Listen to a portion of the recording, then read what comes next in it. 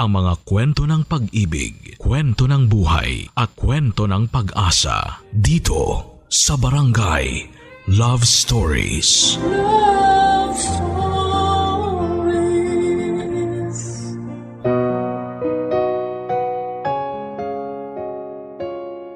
Sa bawat hakbang ng babae patungo sa kanyang mga pangarap, siya ay nagiging mas malaya at mas matatag. Hindi lang sa mundo kundi pati na rin sa kanilang sariling puso. Ito ang mga bagay na pinagdaanan ng letter sender nating si Kyla. Pero anong mga bagay ba ang kinakailangan niyang isakripisyo para makamit ang kalayaang kanyang hinahangad? Ito ang dapat nating abangan dito lamang sa mga kwento ng pag-ibig, buhay at pag-asa sa nangungunang Barangay Love Stories. Dear Papa Dudut, ako po si Kyla, 30 years old at born and raised sa probinsya ng Ilocos Norte. Hindi ko alam kung maririnig ng mga katulad kong taga Ilocos Norte ang kwentong ipinadala ko, pero sigurado akong may ilang makakarelate sa story na ibabahagi ko sa inyo, Papa Dudut. Probinsyana o Promdi ang karaniwang tawag sa isang tulad ko na lumaki at nagkaisip sa probinsya. Ang buhay ko bilang isang probinsyana ay masasabi kong tahimik. Sobrang tahimik sa puntong pwede mo na rin po itong matawag na walang kalatoy-latoy o boring. Sa barangay namin kung saan iilan lang ang residente nito at halos lahat ay magkakakilala, ay napakahirap gumalaw. Lahat kasi ng kilos mo doon ay nakikita ng lahat. Lahat ng gagawin mo ay napapansin nila.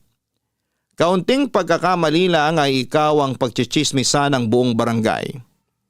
Dahil nga boring ang buhay doon ay walang ibang ginawa mga kabarangay ko kundi ang pagchismisan ang mga taong nasa paligid nila. Katulad na lang noong nakabuntis ng ibang babae ang tatay ko. Agad itong kumalat sa lugar namin at ang pinakahuli pang nakaalam ng balitang ito ay kami mismong pamilya ni tatay.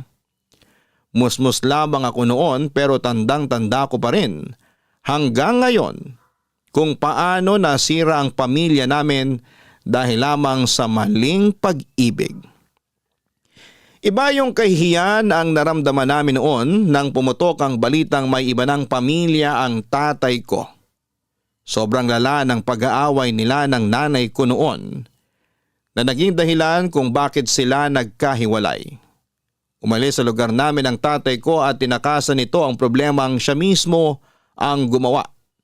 Naiwan tuloy kami noon na araw-araw na nakakasalamuha ang pangalawang pamilya ni Tatay Papa Dudut.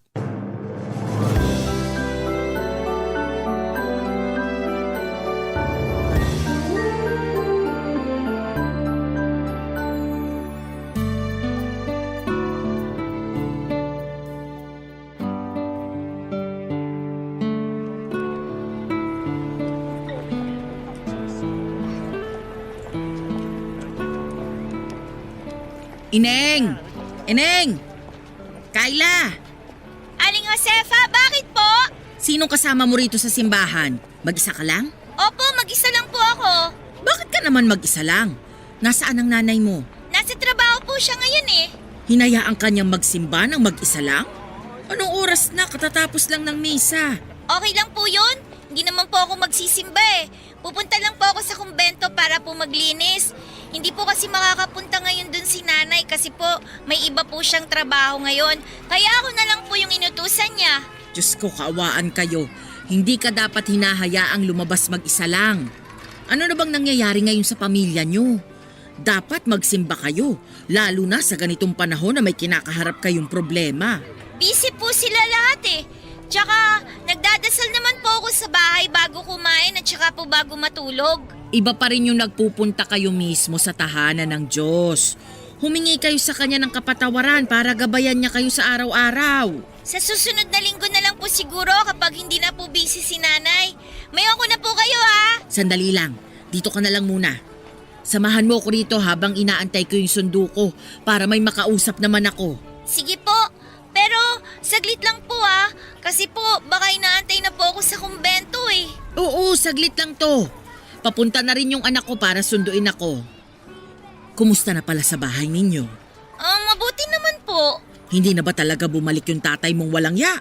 Hindi na po eh. Sabi po ni nanay, makapal na raw po masyado ang pagmumukha ni tatay kapag daw po bumalik pa po siya sa amin. Kung bakit ba naman kasi naisipan niyang mambabae? Ang babata niyo pa para mawala ng ama. Hindi mo ba namimiss ang tatay mo? Namimiss po. Pinagdadasal ko nga po lagi na sana umuwi na siya sa amin ulit. Okay lang naman po kahit makapal po ang mukha niya. Basta po kumpleto lang po ulit kami. Mukhang mahirap nang mangyari yan. Sirang-sira na yung pamilya niyo eh. Kung bakit ba kasi nagkalat ang mga higa dyan sa tabi-tabi? Higad? Ano po yun? Yung mga babaeng makakate. Ewan ko ba? Ang dami namang lalaki dyan tapos sa may asawa pa talaga kumapit. Talagang sa panahon ngayon, talamak na ang agawan. Kakalungkot. Hindi ko po kayo maintindihan, Aling Josefa. Bata ka pa kasi kaya wala ka pang muwang sa mga nangyayari sa paligid mo. Hayaan mo, pagtanda mo, maiintindihan mo rin ang lahat. Basta pagtanda mo, huwag kang tutulad dun sa babae ng tatay mo ha. Mag-aral ka ng mabuti para hindi ka maging homewrecker. Alam mo ba ang ibig sabihin nun? Hindi po. Yung mga taong naninira ng pamilya, homewrecker ang tawag sa kanila. Palibhasa, yung babae ng tatay mo walang pinag-aralan, kung kani-kanino bumubukangkang. Ay, mga tao talaga ngayon. Maiba tayo. Nakita mo na ba yung kapatid mo? Opo, bago po ako umalis, pinakain ko po ng merienda yung mga kapatid ko. Hindi sila ang tinutukoy ko. Ang tinatanong ko, yung kapatid mo sa labas. Yung anak ng kabit ng tatay mo. Nakita mo na ba siya? Balita ko, nanganak na raw yung babae eh. Yun po ba? Hindi pa po. Hindi ko po alam na nanganak na po pala siya. Lalaki raw yung anak eh.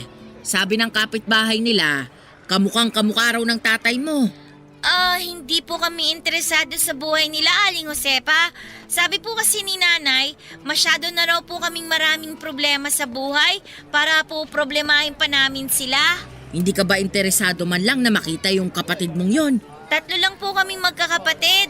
Hindi ko po kapatid yung sinasabi nyo. Kung sa bagay, naiintindihan ko naman kayo kung ayaw ninyong tanggapin yung pangalawang pamilya ng tatay nyo. Maski ako rin naman, kapag nangyari yun sa akin, masasaktan din ako ng sobra. Mabuti na lang hindi nagloko yung asawa ko dati eh. Yun nga lang, maaga siyang kinuha ng Panginoon. Aling Josefa, matagal pa po ba yung sundo nyo? Baka po hinahanap na po kasi ako sa kumbento eh. Sige, mauna ka na at baka mapagalitan ka pa. Ang tagal din naman kasi ng sundo kong yun.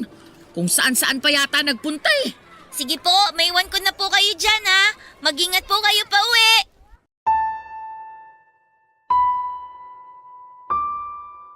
Ang kwento ng pamilya namin ay parang pelikula na napanood ng lahat. Bawat sikreto, bawat pangyayari, bawat pagtatalo ay alam na alam ng buong barangay. Dahil katulad nga ng sabi-sabi, may tenga ang lupa at may pakpak ang balita. Dahil nasa isang barangay lang kami ng pangalawang pamilya ni tatay ay hindi may iwasan na araw-araw kaming nagkikita. Hindi ko alam kung saan humuhugot ng kakapalan ng mukha ang kabit ni tatay at nanatili siya sa lugar namin kahit na pinagpipiestahan na siya noon ng mga tsismosa. Ang masasabi ko lang ay hindi siya katulad ni tatay na duwag dahil hinarap ng babae ni tatay ang mga pambabatiko sa kanya na mga tao dahil wala rin naman silang ibang malilipatan ng anak niya. Nasa isang lugar man kami ay parang hangin ang naging turingan ng dalawang pamilya. Hindi pinapansin ni nanay ang babaeng nabuntis ni tatay, ganoon din na never kong tinanggap na mayroon akong kapatid sa labas. Ipinangako ko sa sarili ko noon na hindi ko kakausapin o papansinin ang kapatid ko na naging dahilan kung bakit nawasak ang dati naming masayang pamilya. Mali man ako pero bata pa ako noon. At kung kanino galit ang nanay ko ay galit na rin ako sa kanila noon. Alam kong walang kasalanan ang kapatid ko sa labas. Pero dahil siya ang sinisisi ko kung bakit kami nawala ng ama, ay dinala ko ang galit na yon sa puso ko hanggang sa pagtanda ko, Papa Dudut.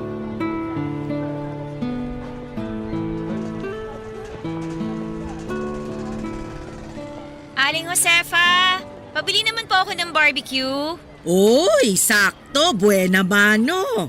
O ilan bang bibilin mo? Magkano po ba? 20 pesos isa. Huh?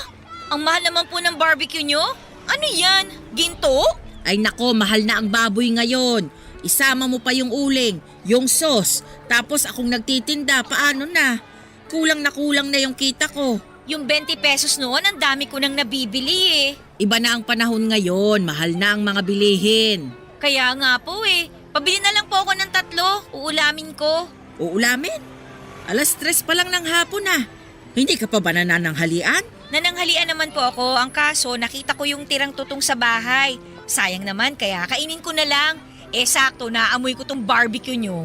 Kaya ka tumataba eh. Lamon ka kasi ng lamon. Shabby's the new sexy na po ngayon, Aling Josefa. Asus, dinipensahan mo pang pagiging matakaw mo. Hindi mo ba alam na kasalanan ng pagiging sobrang matakaw? Lo? Imbento naman. Paano naman naging kasalanan yung pagiging matakaw? Nasa Biblia yan. Parte yan ng 7 deadly sins. Kapag masyado kang matakaw, sinisira mo lang yung katawang ibinigay sa'yo ng Diyos. Ay, ganun po ba? O sige po, cancel nyo na lang po yung order kong barbecue.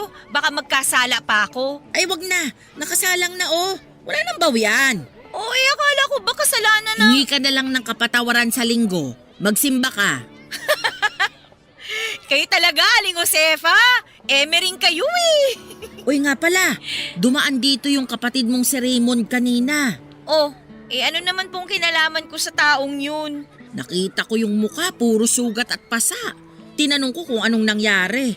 Napaaway daw siya nung nakaraan. Ano pa po ba nga asahan nyo sa taong yun? Napakabasagulero. Sa tingin ko, nakipag-away yun dahil sa babae. Lagi ko yung nakikita na may angkas-angkas na babae eh. Tapos yung babaeng yun, taga-Ibayo. Nakita ko rin nung minsan na may kasamang ibang lalaki. Pareho ng nanay ni Raymond na malandi. Sayang yung batang yun. Tumigil sa pag-aaral dahil lang sa barkada. Yung nanay naman niyang walang kwenta, walang pakialam sa anak. Ako rin po, walang pakialam. Hanggang ngayon ba, hindi niyo pa rin sila napapatawad sa nangyari noon? Wala nang kapatawaran yung ginawa nila, Aling Josefa. Habang buhay na nilang dadalhin yung reputasyon nilang yun. Kaya rin siguro nasira yung direksyon ng batang yon dahil na rin sa nangyari. Palagi nang nakakabit sa pangalan niya yung pagiging anak niya sa labas. Hindi na namin kasalanan yun. Kasalanan yun ng mga taong gumawa nun sa kanya. Hindi sila nag-iisip eh. Mas nanaig sa kanilang kakatihan ng katawan nila. Alam ko na ibig sabihin ng kakatihan ngayon. Sa inyo ko po yun natutunan. Aba, kailan kita tinuruan ng ganyang salita? Binanggit niyo yan sa akin nung bata pa po ako. Wala akong ganyang binabanggit ha. Ay nako, hindi niyo na siguro maalala pero ako po, nakatatak na yun sa isipan ko simula nung bata ako. Simula noon hanggang ngayon, kalat na kalat pa rin ang mga makakatid dyan sa tabi. Mas dumami pa nga sila ngayon eh. Wala na kasing takot sa Diyos sa mga tao ngayon. Kaya sunod-sunod na mga dilubyong nararanasan natin eh. Aling Josefa, matutusta na yung barbecue ko Nawili na naman kayo kachichismis. Heto na. Ano bang sausawan mo? Suka po, yung maraming sibuyas ha. Tapos dagdagan nyo na rin po ng konting sauce na matamis. Heto, ikaw nang maglagay ng suka at sauce. Sige po, salamat. Eto pong bayad 60 pesos. Salamat! Ramdam sa buong barangay namin ang malaking pader na namamagitan sa aming unang pamilya at pangalawang pamilya ni tatay. Kapag nagkakaroon ng pagkakataon na nagpapang-abot kami sa isang lugar ay agad na umaalis ang pangalawang pamilya para umiwas sa gulo. Mabuti yon, Papa Dudut, dahil alam nila kung saan sila lulugar. Kaso nga lang, noong nagkaroon na ng sariling isip ang kapatid ko sa labas sa si Raymond, ay hindi na siya makontrol noon ng sarili niyang ina. Tuwing nakikita niya ako sa labas ay palagi niya akong nilalapitan para kumustahin, kahit na hindi ko siya pinapansin. Pinipilit niyang makipag-close sa aming magkakapatid kahit na alam naman niyang hindi namin siya tanggap. Paulit-ulit ko mang pinagtatabuyan si Raymond dahil ayokong isipin ng mga tao na tanggap namin siya ay hindi siya nawawala ng pag-asa na balang araw ay magiging malapit din kami sa isa't isa. Para akong allergic noon kay Raymond na tuwing nakikita ko siya sa daan ay ginagawa ko ang lahat para lumayo sa kanya. Umiiwas ako sa mga lugar na alam kong tambayan niya. Hanggat maaari ay ayokong makita ang pagmumukha nito dahil hawig na hawig niya si tatay. At tuwing nakikita ko siya ay mas lalong lumalala ang nararamdaman kong galit dahil naaalala ko lang ang ginawa sa amin ng aking ama. Papa's girl kasi ako noon, Papa Dudut. Mas close ako sa tatay ko kesa kay nanay. Kaya noong nawala siya ay malaki ang butas na iniwan nito sa puso ko. Ilang beses ko siyang hinanap sa Facebook at halos lahat ng pangalan niya na makita ko doon ay minemessage ko pero ni isang reply ay wala akong natanggap mula sa kanya. Dumating na lang yung araw na ako na mismo ang sumuko na mag-reach out sa kanya. Ang ginawang hindi pagpansin sa akin ni tatay ay ginawa ko rin kay Raymond dahil gusto kong iparamdam sa kanila kung papaano maiwan at talikuran ng isang taong mahalaga sa buhay ko. Papadudot ang mahirap sa pagtira sa isang maliit na komunidad ay kahit na anong gawin mong pag-iwas sa taong ayaw mong makita ay palagi mo pa rin itong makikita sa ayaw mo man o sa hindi. Parang kabuti noon si Raymond na laging sumusulpot sa mga lugar na hindi ko inaasahang makikita ko siya. Ang malala ay palagi niyang pinagsisigawan na magkapatid kami kahit na ayokong mailapit ang pangalan ko sa kanya. Lagi niya akong ibinibida sa mga kaibigan at kakilala niya bilang ate niya at tuwing ginagawa niya yon ay parang nakakaramdam ako ng hiya. Para kasing pinapangalandakan niya sa lahat. Na nagloko ang tatay ko kaya ako nagkaroon ng kapatid sa labas. Kahit totoo naman yon, ay hirap na hirap pa rin akong tanggapin ito noon.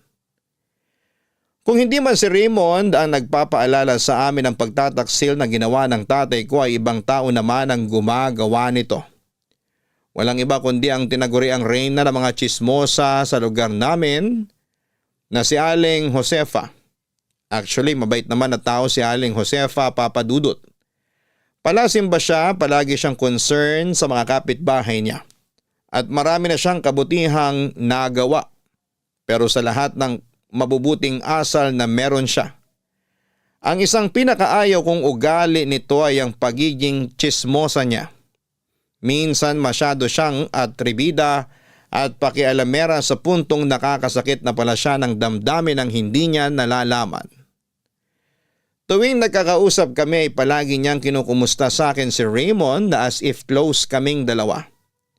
Hindi ko alam kung sinasadya ba niya yon o talagang concern lamang siya kay Raymond. Pero anuman ang tunay na hangarin nito ay hindi ko gusto na lagi niya akong tinatanong at ina-update tungkol sa mga kaganapan sa buhay ng pangalawang pamilya ng tatay ko. Oy, Kayla! Oh, Aling Josefa! Lagi na lang tayo nagkikita kung saan-saan ah. Namalengke ka? Opo, naghahanap ako ng mangga. Yun ang cravings ko ngayon eh. Bakit? Naglilihi ka ba? Buntis ka ba? Oo naman. Gusto ko lang ng mangga, buntis agad. Hindi po ako buntis. Gusto ko lang talaga ng mangga na isasawsaw sa suka na puno ng sili. Akala ko naman naglilihi ka. Diyan kasi ako naglihi nung buntis ako sa panganay ko eh. Paano ako mabubuntis eh? Wala naman po akong boyfriend. Mas mainam yan. Huwag ka munang magkapamilya kasi sa hirap ng buhay ngayon. Mas maganda yung may pera ka bago mag-asawa para hindi kayo maghirap. Alam ko naman po yun. Uy, nabalitaan mo na ba yung bagong chismis tungkol dun sa nanay ni Raymond? O ano na naman po yan? Kaya aga-aga, chismis na naman agahan ninyo. Nag-away yung mag-ina. Hindi mo ba narinig? Bakit po sila nag-away? Hindi ko alam yung dahilan pero ang sabi-sabi, nag-uuwi daw ng lalaki yung nanay ni Raymond. O syempre, yung bata, pangit na nga yung reputasyon dito sa lugar natin. Mas papangit na naman dahil sa panlalalaki ng nanay niya. Ay, tingnan mo nga naman, oo. Once sa malandi, always sa malandi. Pero matagal ko nang napapansin yun Tuwing bumabangon ako ng 4:00 ng umaga, nasisipat ko yung nanay ni Raymond na nakatambay sa may kanto. Laging may kausap na lalaking nakamotor. Grabe! Kayo na talaga, Aling Josefa! Walking CCTV ang atake nyo Abot hanggang kanto! Yung siguro yung lalaking inuuwi nun kaya nagalit yung anak niya. Wala naman tayong magagawa dun. Kung yun ang gusto niyang buhay, di gawin niya. Buhay niya yun Tsaka wala na tayong kinalaman dun. Kaya na nahiya. Tapos eto pa Ay, ayan na si Raymond. Magandang umaga po, Aling Josefa. Magandang araw din. Ate, Sino tinatawag mong ate? Hindi mo ako ate Aling Josefa, may na kita. May nag-aantay pa sa akin tricycle Baka mahal na babayaran ko doon kapag nagtagal pa ako dito. O sige, mag-iingat ka Kayo rin po. Raymond, hindi ka pa rin pinapansin ng kapatid mo hanggang ngayon? kailan naman ako pinansin nun? Sanay na po ako. Pero naiintindihan mo naman siya kung bakit hindi ka niya pinapansin. Opo, naiintindihan ko naman po Alam ko naman po yung nangyari. Ako yung sinisisi niya kung bakit nasira yung pamilya niya. Hanggang ngayon, kahit 18 taon na yung lumipas, galit pa rin siya sa akin na para bang ako yung nakagawa ng kasalanan. Intindihin mo na lang. Minsan kasi, may mga taong sarado ang utak. Masyado silang nagpapalamon sa galit na nararamdaman nila. Kaya hirap na hirap silang magpatawad. Karapatan din naman po nilang magalit Nawalan sila ng tatay dahil sa nanay ko. Oo, pero sana, sa nanay mo na lang sila magalit at hindi sa'yo. Ay, ang hirap kasi ng sitwasyon nyo Dalangin ko na lang na balang araw, magkapatawaran na kayo. Kahit papano naman magkapareho pa rin kayo ng dugo na nananalaytay sa katawan ninyo. Ay, sana nga po. O maiba tayo. Totoo ba na lumayas ka sa inyo? Lumayas? Saan naman po galing yung balitang yan? Narinig ko lang kanina dito mismo sa palengke. Nag-away daw kayo Oy, bakit? Anong pinag-awayan ninyo? Wala po kami pinag-awayan. Tsaka wag nyo na lang po intindihin yun. Sa amin na lang po ni nanay yun. Totoo ba na may lalaki siyang inuuwi sa inyo kaya ka nagalit? Bahala po kayo mag-isip, Aling Josefa. Maiwan ko na po kayo. Teka, sandali lang. Marami pa akong itatanong sa'yo, Raymond. Hindi ako required na tanggapin o mahalin ang kapatid ko sa labas, lalo na kung siyang dahilan ng pagkasira ng pamilya namin. Kahit konsensyahin pa ako ni Aling Josefa ay hindi ko magagawang ituring na kapatid si Raymond dahil puno pa rin ng puot at pagkasuklam ang puso ko noon sa kanya. Kahit pa sabihin ng mga taong magkapareho kami ng dugong nananalaytay sa katawan namin ay wala akong pakialam, Papa Dudut. Ang nakakainis, kami ang biktima kaya dapat ay kami ang kampihan ng mga tao.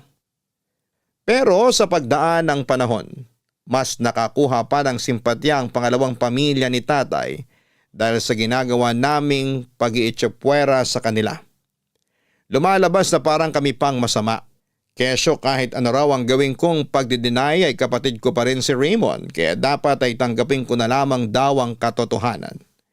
Hindi raw maganda sa tao ang nagtatanim ng sama ng loob at galit. At dapat daw pagpapatawad ang inuuna ng puso ko.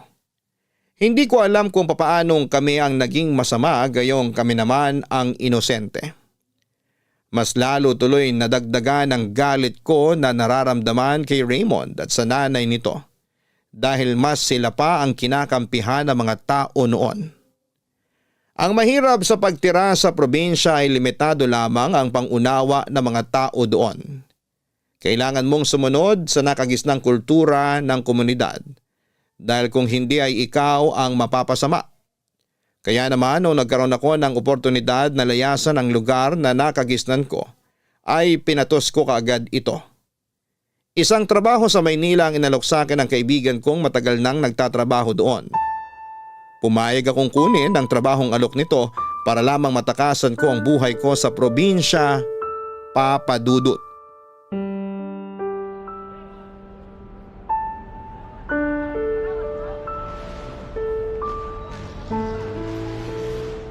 Ate! Ate! Ate Kayla! Raymond? Sus ko naman, pati ba naman dito sa bus station, nandito ka pa rin? Dito ako nagtatrabaho. Tagabitbit ako ng mga bagahe tsaka mga padala. Anong ginagawa mo rito, ate? Alis ka? Wala ka na dun. Hindi ka pa ba nagsasawang iwasan ako? Sabi ko naman sa'yo, kahit sungitan mo pa ako at ipagtabo yan, hindi magbabago ang tingin ko sa'yo. Ikaw pa rin ang ate ko. Ate pa rin ang magiging turing ko sa'yo. Kahit paanong sabihin mo, hindi kita tatanggapin bilang kapatid ko. Sana, balang araw, maintindihan mo yun.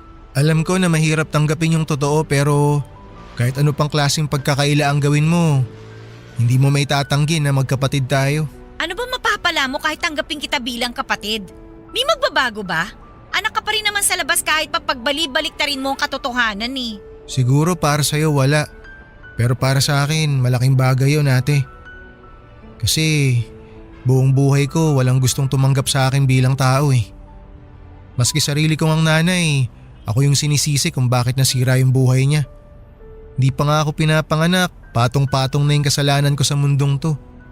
Pakiramdam ko parang kasalanan ko na nabuhay ako, na ipinanganak ako.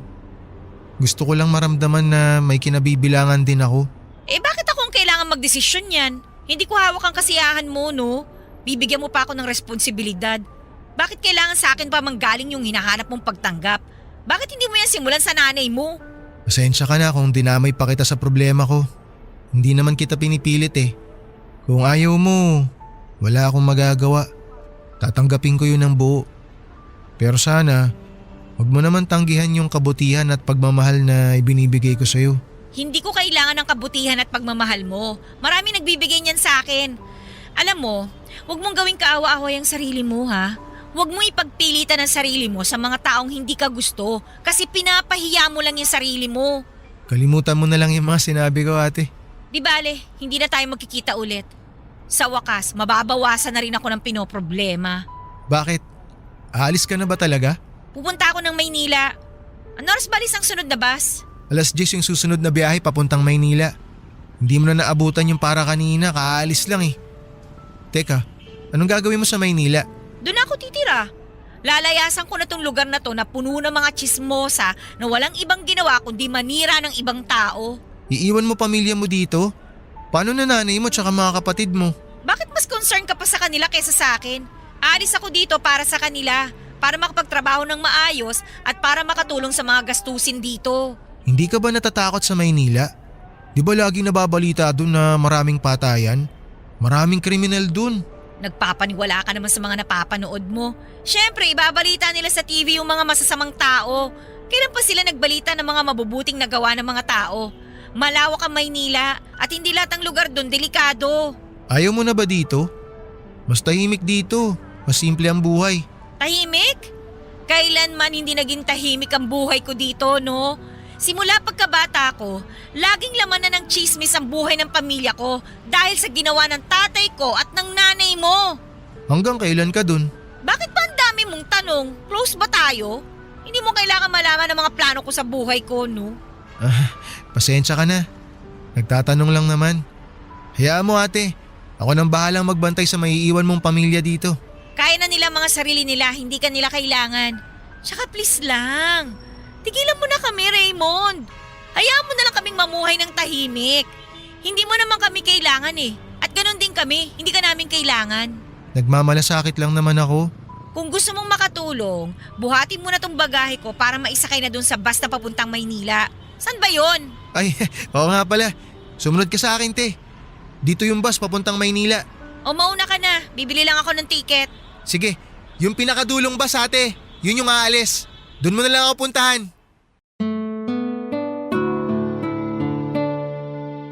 Papadudot kabado ako noon sa bagong buhay na pinili ko. Nakailang beses na rin naman akong bumisita sa Maynila kaya hindi na bago ang lugar na ito para sa akin. Pero karaniwan ay puro pagbisita lamang ang ginagawa ko na tumatagal ng 2 hanggang 3 araw.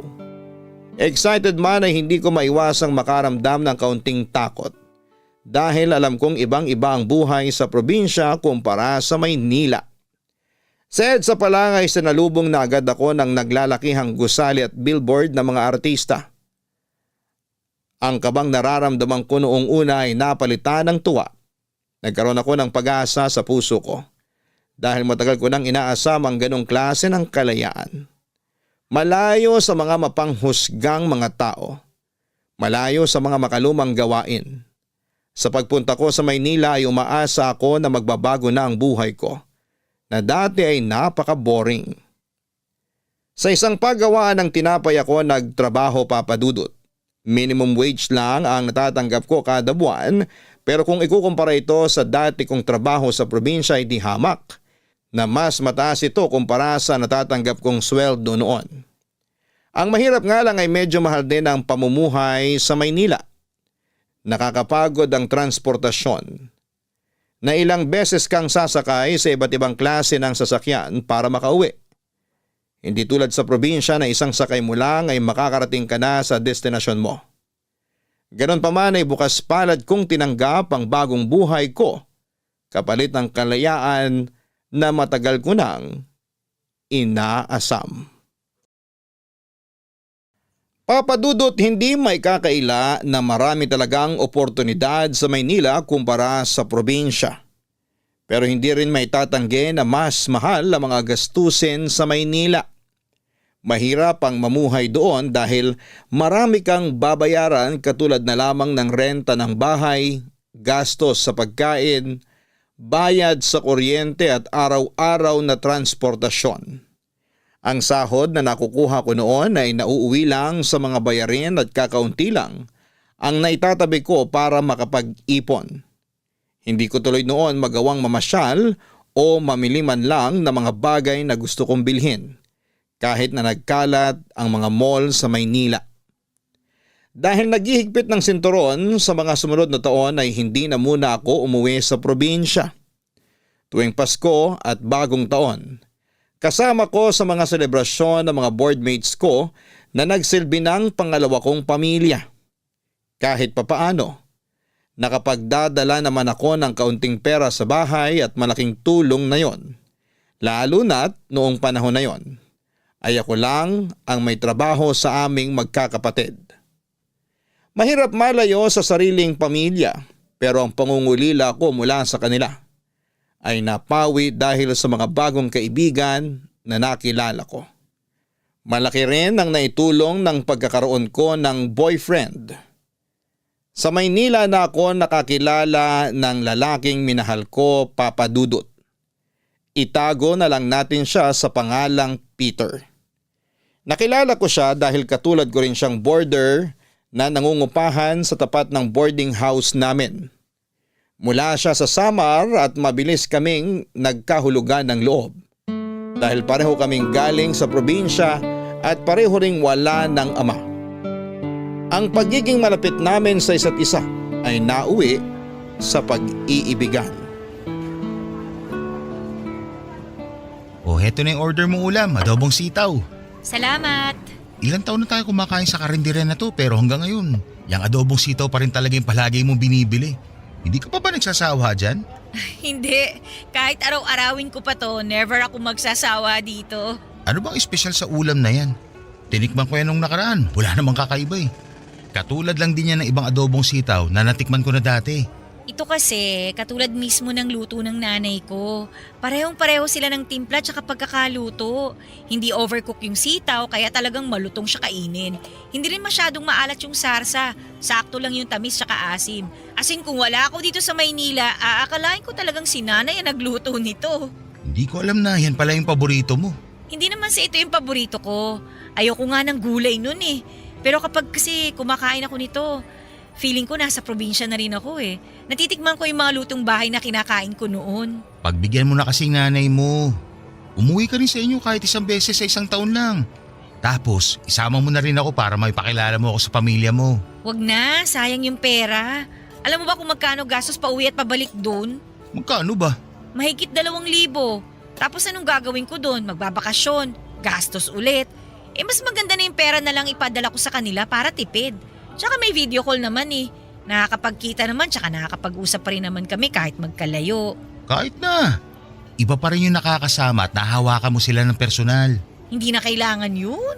Ayaw mo lang ako ipakilala sa kanila eh. Hindi talaga. Masyado pang maaga eh. 2 years mo na akong boyfriend. Maaga pa rin ba yun? Maniwala ka sa akin, masyado pa talagang maaga. Tsaka kapag nag-uwi ako ng lalaki sa amin, pagpipiestahan na naman ako ng mga chismosa doon. Tsaka na lang kapag sure na. Ibig mo bang sabihin hindi ka pa sure sa akin? Alam mo, mahirap maging sure sa mga bagay-bagay.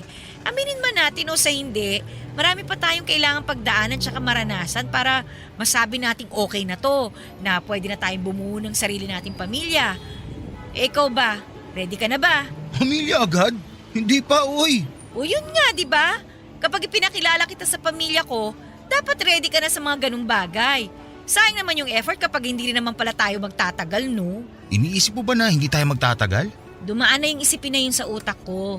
Yung 2 years kasi, marami pa tayong pwedeng gawin para maging thrilling yung relasyon natin eh.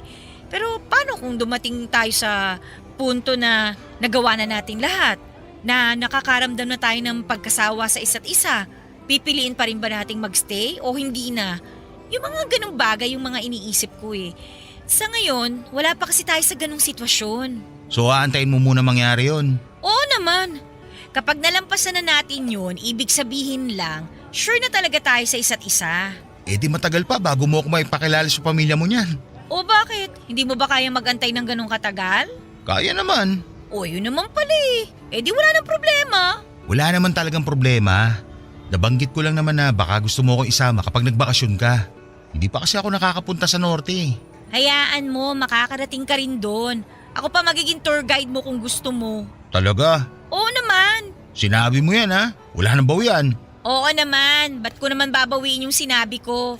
Tsaka sigurado rin naman ako na kapag ako yung bibisita sa probinsya nyo, siguradong itutour mo rin ako, di ba? Gusto mo rin pumunta sa amin? O bakit? Wala ka bang planong ipakilala ako sa pamilya mo? Meron naman pero matagal na rin ako hindi nakakauwi sa amin eh. Tingnan mo, pareho lang din naman pala tayo eh. Sana nga lang natin pag-usapan ulit yan kapag may plano na talaga tayong umuwi. Kain na muna tayo.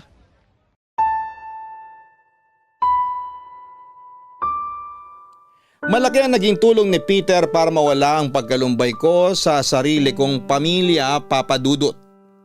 Lalo na taon na simula ng huli kaming nakauwi noon sa amin.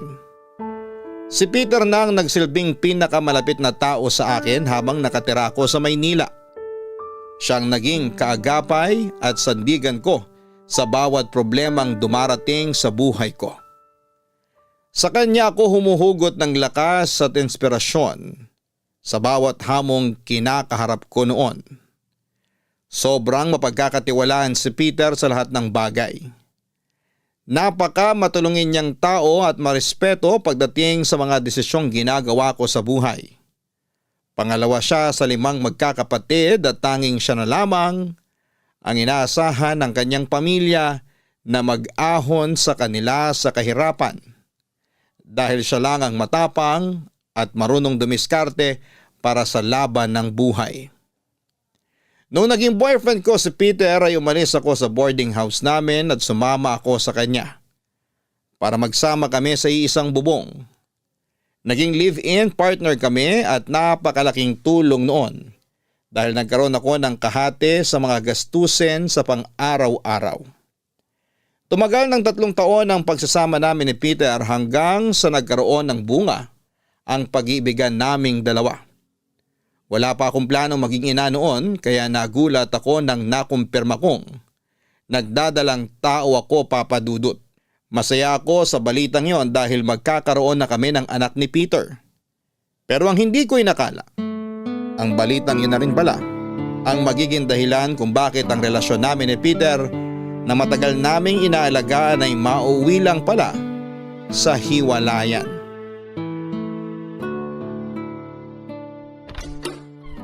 Oh, Kayla, gising ka pa? Gabi na. Inaantay talaga kitang makauwi. Sabi ko naman sa'yo, mauna ka na magpahinga kasi gagabihin ako ngayon. Kumain ka na ba? Oo, kumain na ako kanina habang nag-aantay na masasakyan pa uwi. Ikaw? Tapos na ako.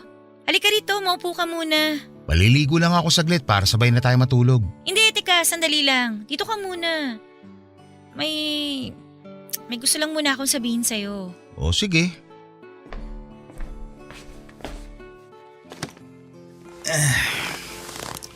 Ano ba yung sasabihin mo? May dumating na balita sa akin kanina. Balita? Galing saan? Sa probinsya nyo? Hindi. Galing ako sa klinik kanina. Nagpa-check up ako. May gusto lang sana akong ikumpirme. Klinik? Masama ba ang pakiramdam mo? May dinaramdam ka bang sakit? Peter, buntis ako. 4 weeks. Ha? Buntis? Buntis ka? Oo. Magiging tatay ka na. Hindi pwede to. Ha? Ano ibig mong sabihin hindi pwede? Hindi ka pwedeng mabuntis, Kyla. Hindi ka dapat mabuntis. Teka. Hindi kita maintindihan. Bakit naman? Maliit pa naman yan, di ba? Baka pwede pa natin gawa ng paraan. Magtatanong ako sa kakilala ko kung may kakilala siya magtatanggal niya sa tiyan mo. Magtatanggal ng ano? Sandali, sinasabi mo bang ipalaglag ko tong bata? Oo. Bakit? Gusto mo ba ipanganak yan? Hindi pwede. Magkakaroon ng gulo kapag nangyari yan. Ha? Anong gulo? Ano ba pinagsasabi mo? Naririnig mo ba yung gusto mo mangyari? Hoy, Peter! Anak natin to! Ba't ko to ipapalaglag? Hindi mo kasi naiintindihan eh. Hindi ka pwedeng mabuntis. Bakit nga? Ipaliwanag mo nga sa akin kung bakit sa halip na matuwa ka kasi magkakaanak na tayo, mas takot ka pa na parang may ginawa tayong mali. Sorry pero hindi kasi dapat itong mangyari. Umayos ka nga, Peter. Ano ba talagang gusto mong sabihin? May pamilya na ako. May asawa na ako sa probinsya namin. Kaya hindi kita mapapanagutan pati na rin yung bata sa sinapupunan mo. Ano?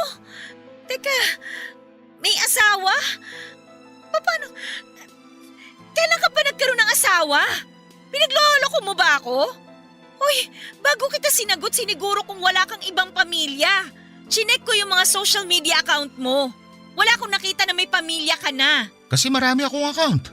Hindi lang iisa yung account ko. Wow! Proud ka pa? Proud ka kasi magaling kang magtago? Na marunong ka manloko ng tao? My gosh naman! Paano ako nagpauto sa'yo? Grabe ka, Peter! Grabe ka talaga! Kung hindi nangyari sa atin to, hindi ka pa aamin na may asawa at anak ka na pala? Hindi ko naman inakala na hahantong tayo sa ganitong sitwasyon eh. Ang lala mo naman! Wala man lang ko narinig na pagsisisi dyan sa boses mo.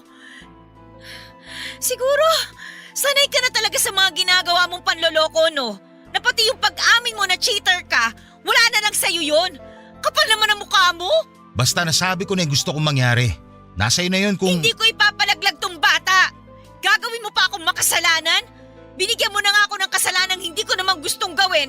Ginawa mo akong kabit mo nang wala akong nalalaman tapos gusto mo pang dagdagan ng mga kasalanan ko? Kilabutan ka nga, Peter! Tao ka pa ba? Wala ka pa man din sa impyerno pero daig mo pa yung demonyo kung mamuhay ah! Maliligo na ako. Yun na yun? Pagkatapos mong umamin na may sarili ka ng pamilya sa probinsya, pagkatapos mo sabing kabit lang ako, yun na yun? Maliligo ka na parang walang nangyari? Ano bang gusto mong gawin ko? Pagsisisihan mo tong ginawa mo! Eh di sorry. Basta hindi ko matatanggap yung bata dyan sa tiyan mo. Kung gusto mo ituloy pa rin itong relasyon natin, huwag kang manganak. Sa tingin mo, gugustuhin ko pa makipagrelasyon sa'yo matapos sa mga nalaman ko? Hindi ako tanga, no? Pagkatapos mong maligo, sisiguraduhin kong pati anino ko, hindi mo na makikita. Bahala ka. Kung wala ka na sasabihin, maliligo na ako. Pagod ako. Walang yaka! Karmahin ka sana! Lumubog ang puso ko nung nalaman kong hindi ako kayang panindigan ni Peter Papadudot. Para bang panibagong mukha nito ang nakilala ko noong araw na yon. Ang Peter na inaasahan kong sasamahan ako hanggang sa dulo. Namamahalin ako anuman ang mangyari ay kaya pala akong iwan ng walang pag-aalinlangan. Para akong trinaydor, pinanghawakan ko ang pag-ibig na ipinakita niya sa akin. Hindi ko alam na ang pag-ibig na yon ay madali lang din palang mabasag. Papadudot masakit na hiniwalayan ako ni Peter nang walang pagsisisi. Pero ang mas masakit ay malamang hindi lang pala ako ang tanging babae sa puso niya. Actually, hindi ako ang una kundi pangalawa lang ako sa buhay niya. Para akong sinaksak sa puso noong nalaman kong may pamilya na pala si Peter sa Samar. Biglang nag-flashback sa utak ko ang naging buhay ko sa probinsya. Kung paano nasira ang pamilya namin dahil sa panloloko na ginawa ng tatay ko. Parang ganon ang nangyari sa akin. Ang kaibahan nga lang ay ako ang pangalawang babae sa buhay ni Peter. Ako yung kabit. Isang salitang kinasusuklaman ko simula pagkabata. Hindi ko ginustong maging kabit at hindi ko alam na isa pala akong kabit. Si Peter ang gumawa sa akin noon. Ginawa niya akong pangalawang babae sa buhay niya nang walang kaalam-alam.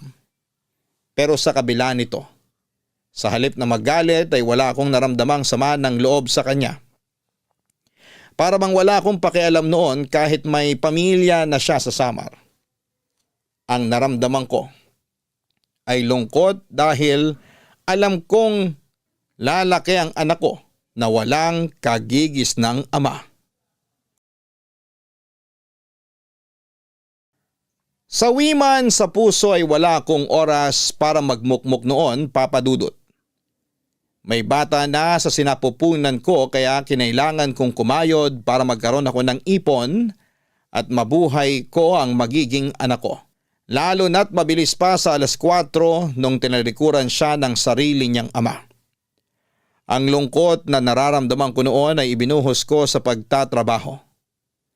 Pinagod ko ang sarili ko hanggang sa mamanhid hindi lang ang katawan ko kundi maging ang pag-iisip ko. Ang hirap lang tanggapin na napakasaya lang namin ni Peter nitong nagdaang araw pero sa isang iglap ang mga sayang yon ay naging mapait na alaala na lamang. Para nga akong pinaglaruan ng tadhana noon dahil galit na galit ako dati sa naging kabit ng tatay ko. Pero noong time na yon, ako na mismo ang nakatayo sa dating kinatatayuan nito. Ako na yung kabit na may dinadalang anak sa labas. Mag-isa man ay ginawa ko ang lahat ng makakaya ko para maipanganak ko ng maayos ang anak namin ni Peter. Magastos ang magkaanak, Papa Dudut. Ang ipon ko na ilang taong kong itinago ay mabilis na naubos. Dumating ako noon sa puntong hindi na sapat ang buwan ng sweldo ko sa mga gastusin ko kaya naghanap ako ng sideline. Mabuti na lamang at willing ang mga boardmates ko na alagaan at bantayan ang baby ko habang nasa labas ako noon at nagtatrabaho. Pero kahit na anong pagkayod ang gawin ko, nagigipit pa rin ako noon. Kaya wala akong ibang choice kundi lapitan si Peter at humingi ng sustento mula sa kanya para sa kapakanan ng anak naming dalawa. Peter! Kayla? Anong ginagawa mo rito? Mag-usap tayo. Akala ko ba ayaw mo na ako makita? Nagbago yata yung ihip ng hangin ah. Hindi kita gustong makita pero kailangan kitang kitain ngayon. Nandito ako para sa bata, hindi para sa akin. Bakit? Ano nangyari sa bata? Kailangan niya ng sustento. Sa trabaho ko ngayon, hindi ko siya kayang buhay na mag-isa, lalo na sa buhay dito sa Maynila. Sinabi ko naman kasi sa'yo, huwag mo nang ituloy kasi ikaw lang din yung mahihirapan. Hindi kakayanin ng konsensya ko ang pumatay ng walang muwang na bata. Hindi yun kasama sa pagpipilian ko. Kaya hindi mo talaga ako mapipilit na ipalaglag yung batang tayo mismo ang bumuo. Tapos ngayon sino naghihirap? Yung bata mismo. Kasi hindi siya kayang buhay na sarili niyang nanay. Yun ba? Kaya ba yun ang konsensya mo? Kaya nga ako nandito eh. Gusto kitang pakiusapan. Talikuran mo na ako't lahat. Huwag lang yung anak mo. Mabubuhay natin siya kung dalawang magulang ang susuporta sa kanya. Kung ano yung sinabi ko sa'yo noon, yun pa rin ang sasabihin ko sa'yo ngayon. May mga anak ako sinusuportahan sa probinsya. Hindi ko kaya sustentuhan yung batang ikaw mismo ang nagpumilit na ipanganak sa mundong to. Paano mo nasasabi yan? Gaano na ba talaga kahalang ang kaluluwa mo na wala ka man lang malasakit na nararamdaman para sa bata? Hindi mo pa man siya ipinapanganak, may malasakit na ako sa kanya. Alam ko na kung ano yung buhay na kakaharapin niya rito. Sa ating dalawa, ako yung una nagmalasakit. Ikaw, sarili mo lang yung iniisip mo. Dahil ano? Mabait ka. Hindi kaya ng konsensya mo ipalaglag yung bata kahit na alam mo maghihirap pa rin siya kapag ipinanganak mo siya. Hindi ako yung walang malasakit dito, Kyla. Ikaw! Pakiusap naman kahit ngayong buwan lang. Wala talaga akong maibibigay sa'yo. Marami rin akong bayarin ngayon, hindi lang dito sa Maynila, kundi pati sa probinsya. Katulad ng sinabi ko sa'yo, may pamilya akong binubuhay. Kahit pahiramin mo na lang ako, babayaran din kita kagad kapag sumahod na ako. Please naman, Peter, oh. Pasensya ka na talaga, pero ito yung buhay na pinili mo eh. Kaya hindi ko na to problema pa. Walang yaka talaga? Hindi magiging ganito ang buhay ko kung hindi dahil sa'yo eh. Kung hindi mo ako niloko, kung hindi mo ako binuntis. Oo, kasalanan ko na yung nangyari. Pero tandaan mo, naghanap ako ng solusyon sa problema natin. Binigyan kita ng pagkakataong pumili ng landas na tatahakin mo. Ito yung pinili mo, kaya ito yung dapat mo na panindigan. Sige, ganito ang gusto mong laro? Sige, papalagan kita. Ano na lang kaya ang sasabihin ng pamilya mo sa probinsya kapag nalaman nilang may anak ka sa labas? Handa ka sirain yung pamilya ko para sa sarili mo? Makasarili ka nga. Gagawin mo sa mga anak ko yung ginawa sa'yo ng tatay mo? Gusto mong pagdaanan ng mga anak ko yung pinagdaanan mo? Sige, gawin mo. Pero itong tandaan mo, hindi ko iiwan ng pamilya ko katulad ng ginawang pag-iwan sa inyo ng tatay nyo. Walang yaka talaga! Sa ginawa mong to, mas lalo mo lang hindi makukuha yung hinihiling mo sa akin. Kahit anong klaseng pananakit pa ang gawin mo, hindi kita tutulungan sa gusto mong mangyari. Kulang pa nga yan sa ginawa mong pagsira sa buhay ko! Kung wala ka na sasabihin pa, lubayan mo na ako. Mas maganda nga huwag na tayo magkita ulit. At binabalaan kita, Kyla. Kapag sinira mo ang pamilya ko, sisiguraduhin kong pagsisisir mo yung gagawin mo. Umalis ka na! Papa Dudut, hindi ko alam kung saan humuhugot ng kakapalan ng mukha ang mga lalaking nag-iipon na mga babaeng lolokohin nila na agad ding tatakbuhan kapag nadisgrasya nila ito. Lahat ng mga ganong klaseng lalaki ay isinusumpa ko hanggang sa ngayon. Wala silang ibang ambag sa mundong ito kundi perwisyo sa mga kababaihan at pamilyang kanilang sinisira. Dahil ayaw na talaga kaming tanggapin ni Peter noon, ay hindi na ako naghabol pa. Ang tanging naisip ko na lamang noon na solusyon ay ang bumalik sa probinsya. Nang mga panahong yon ay walang kaalam-alam ang sarili kong pamilya na may anak na ako.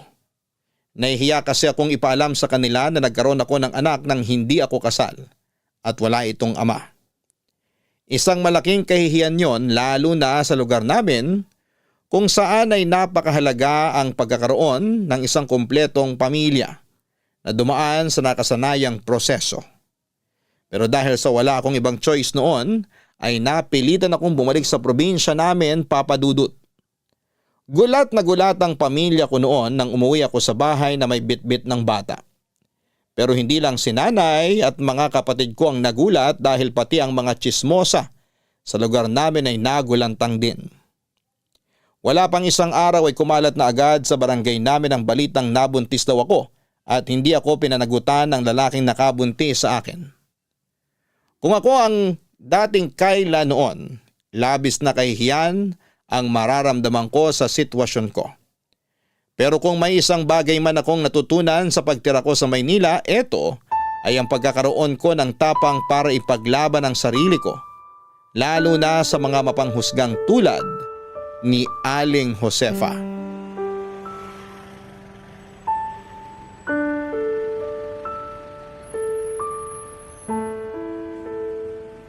Kyla! Kyla! Sa wakas naman nagpang-abot na tayo. Oh, kayo po pala, Aling Josefa. Bakit po? Ay wala naman. Mangungumusta lang naman ako.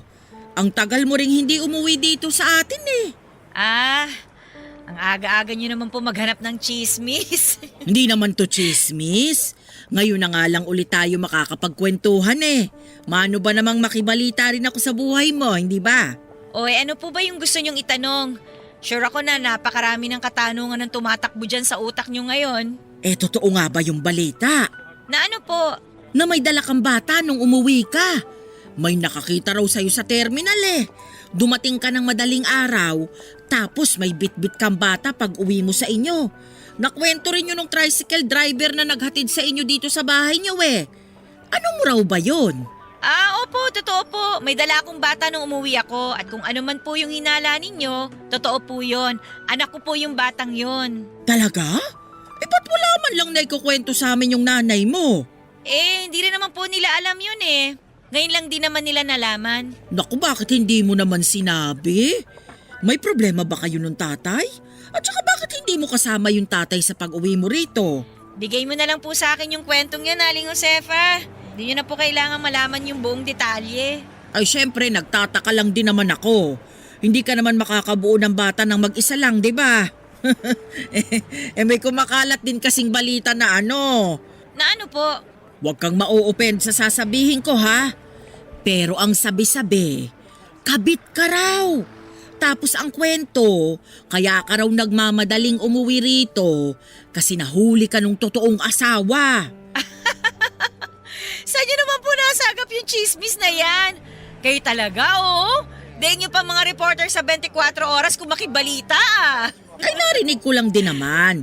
Mas maganda na yung ako mismo ang magkumpirma, hindi ba? Basta po, masaya po ako ngayon na kasama ko yung anak ko.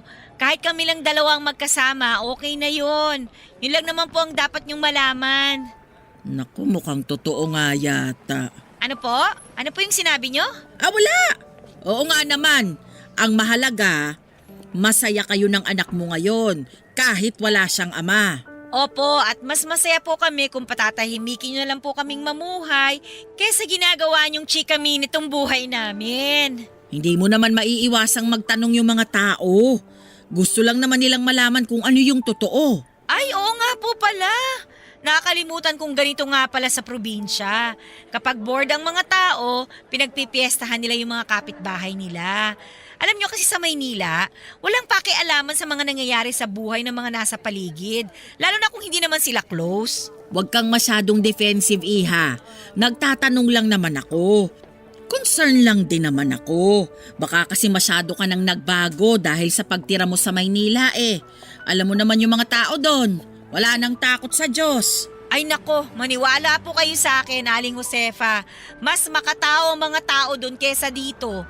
Walang santa-santita doon. Lahat ng tao doon masyadong busy sa buhay. Wala na silang oras para makialam sa buhay ng ibang tao. Medyo binago na nga yata talaga ng Maynila yung ugali mo, no? Medyo pabalang ka na rin sumagot. Ano bang natutunan mo sa pagtira mo doon? Maging bastos at walang galang sa nakakatanda. Kung sa bagay, umuwi ka ngang may dalang bata na walang ama eh. Ano pong sabi nyo? Huwag mo sanang masamain tong... Ate! Ate Kayla! Totoo nga na nakauwi ka na. Ano? Makikibalita ka rin kung anong latest sa buhay ko? Lo, hindi ako ganun. Narinig ko lang na umuwi ka na raw kaya dumiretso agad ako dito para tingnan kung totoo ngang nakauwi ka na. Bakit? Artista ba ako para dumugin nyo ng ganito? Aga-aga eh. O siya. Maiwan ko na kayo riyan. Marami pa akong gagawin. Sige po, Aling Josefa. Hulaan ko. Nagpunta yun dito para makichismis na naman, no? Ano pa nga ba? Chismosa nung iniwan ko. Hanggang ngayon nakabalik na ako. Chismosa pa rin. Siya nga ay nagpapakalat ng kwento tungkol sa'yo, ate. Sabi nag-uwi ka raw ng bata kasi tinakasan ka nung tatay sa Maynila. Isa ka pa eh. Chismoso ka rin eh, no? Huwag kang mag-alala. Hindi naman ako nagpapaniwala sa mga pinagsasabi niya eh. Kung ano man ang naging buhay mo sa Maynila, sa'yo na yon. Ang akin lang, ate, sana payagan mo akong makita yung pamangking ko. Kung okay lang naman sa'yo. Bumalik ka na lang mamaya. Natutulog pa siya.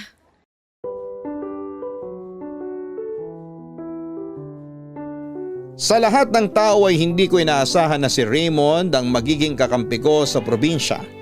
Katapat ang mga taong judgmental. Nakaramdam ako ng kaunting kasiyahan noong ipinagtanggol ako ni Raymond sa harap mismo ni Aling Josefa. Noong nagkaroon ulit kami ng sagutan sa harap mismo ng publiko. Ang taong pilit kong itinataboy noon ay nanatili ang paggalang at pagtrato niya sa akin bilang kapatid.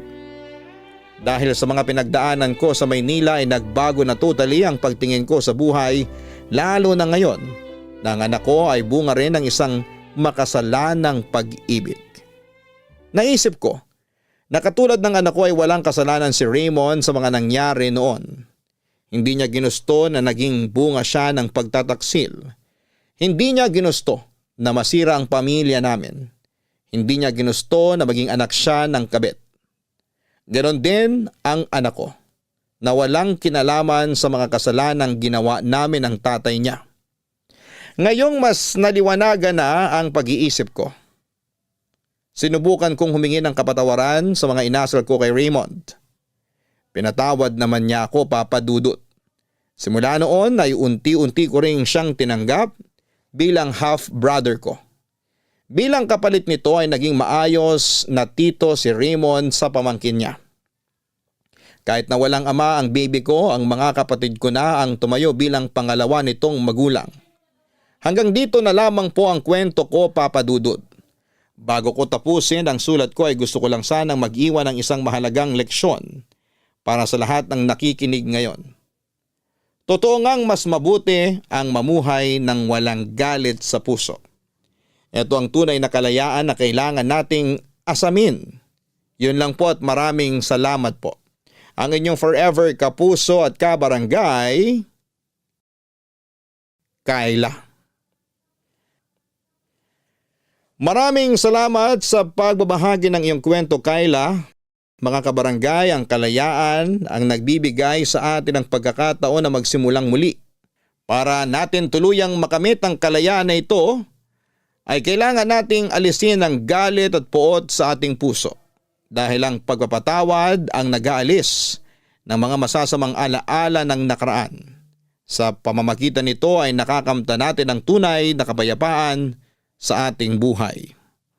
Hanggang sa muli, ako po ang inyong si Papa Dudut sa mga kwento ng pag-ibig, buhay at pag-asa sa Barangay Love Stories number 1. Barangay Love Stories. Barangay Love Stories. Napakasakit na nangyari kay letter sender. Pero buti sa uli, naging maayos pa rin ang buhay niya. Anong say mo sa Barangay Love Stories na ito? Pagkwentuhan natin sa comment section yan. Barangay Love Stories. Love Stories. Minsan ay dadalhin tayo ng buhay sa isang lugar na tila wala kang ibang kakampi, kundi ang iyong sarili lamang. Minsan kailangan mo itong gawin hindi para sa iyo kundi para sa mga taong mahal mo. Ikaw, kapuso, kaya mo bang magtiis alang-alang sa iyong mga minamahal? Dear Papa Dudut, ang sabi nila kapag nagmahal ka ay handa mong tiisin ng kahit na ano, lalo na kung para sa pamilya mo. Kahit na gaano pa kahirap ang maging sitwasyon ay titiisin mo. Ako nga pala si Rhea, 26 years old, byuda at may isang anak. 1 taon pa lamang ang anak ko nang mamatay sa isang aksidente sa motorsiklo ang tatay niya. Simula noon ay kinakailangan ko na siyang buhayin ng mag-isa. Lahat ata ng pwedeng maging trabaho ay pinasok ko na, magkaroon lamang ng pantustos sa aming mag-ina. Nasubukan ko maglako ng banana Q, kamote Q, hotcakes at maging ng iba't ibang kakanin. Nang mamatay ang aking asawa ay doon ko nakitang kailangan kong maging madiskarte sa buhay. Dahil kung hindi ay nga kaming mag-ina. Kaya naman nang mag-alok ng trabaho ang isang tiyahin ko sa Pampanga ay hindi na ako nagdalawang isip pa, Papa Dudut. Mula Nueva Ecija ay bumiyahe kami mag-ina, pumasok ako sa isang pabrika at tuwing pumapasok ako ay naiiwan ang anak ko sa aking tiyahin. Ayoko rin sana siyang iwan ngunit mas tiyak ang kita ko sa pabrika kesa pagtitinda-tinda. Habang nasa pabrika ako ay nakilala ko naman si June. Nung una ay tinatawag ko pa siyang kuya dahil nga mas matanda siya sa akin ng 17 taon. Isa na rin siyang byudo at may 3 ng anak. Nang magsimula siyang manligaw ay hindi ko siya pinapansin dahil nga ang tanging nasa isipan ko lang noon ay kung paano ko bubuhayin ang aking anak. Ngunit dahil na rin sa kanyang kakulitan ay halos araw-araw ay hindi niya ako tinatantanan kahit palagi ko siyang sinusungitan. Hindi nga nagtagal, Papa Dudut, ay nahulog na rin ang loob ko sa kanya.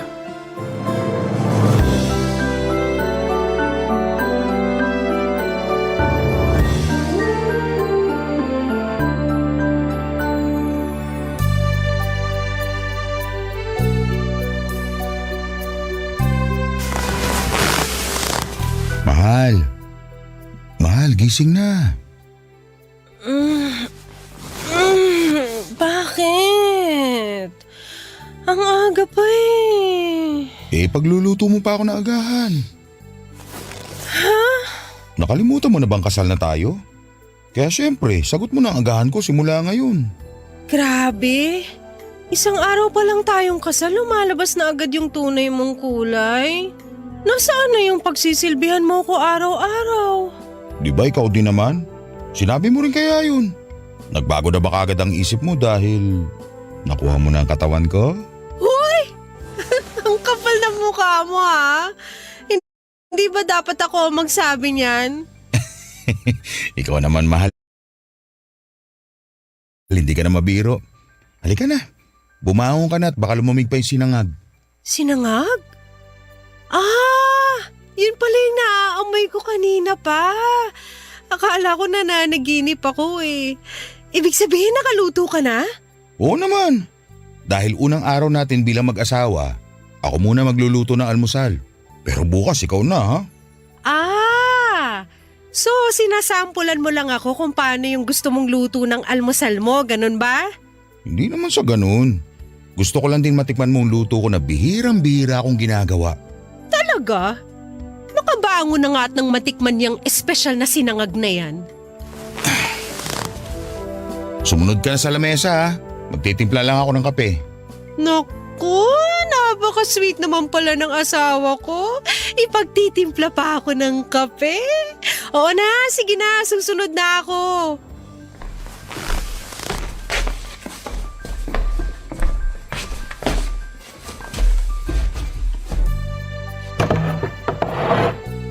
Here's your special coffee, madam. Made with love.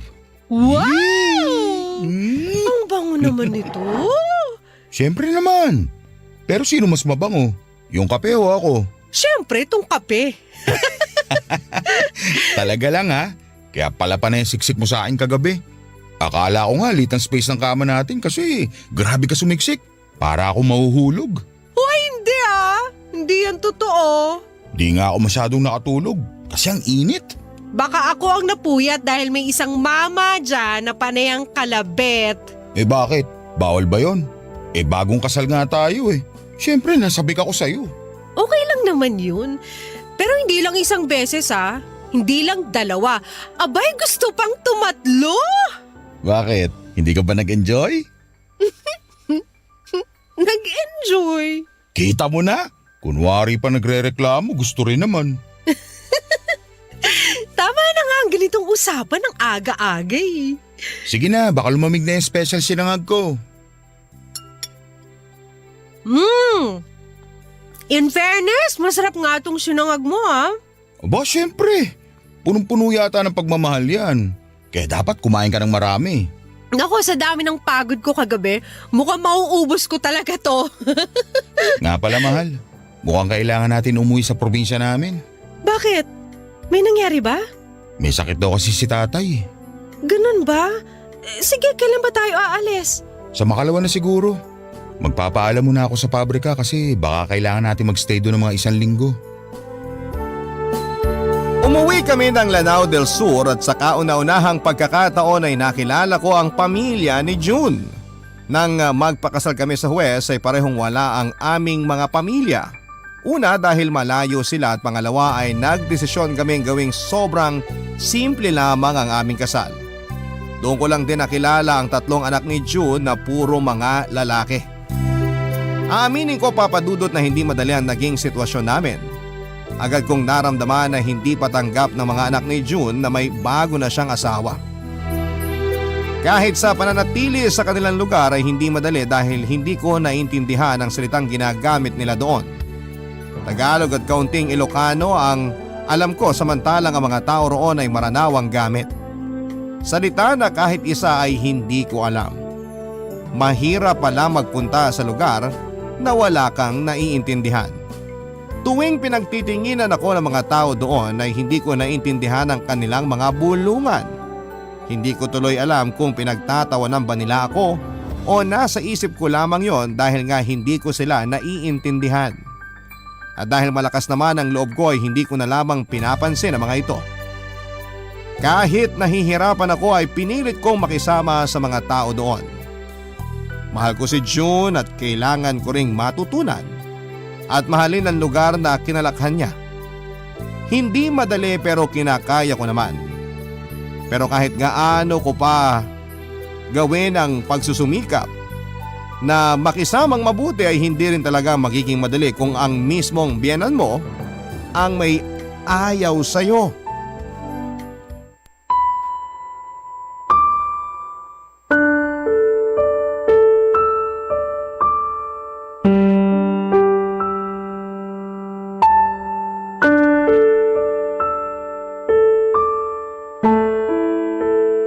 Rhea! Rhea! Ma, bakit ho?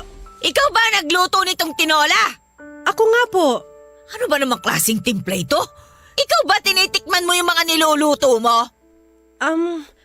Opo ma, bakit po? May problema po ba? Abay, kung hindi ka naman talaga marunong magluto, pwede bang huwag ka na makialam sa kusina? Napakahalat ng sabaw ng tinola na to! Ganun ho ba? Naku, pasensya na po.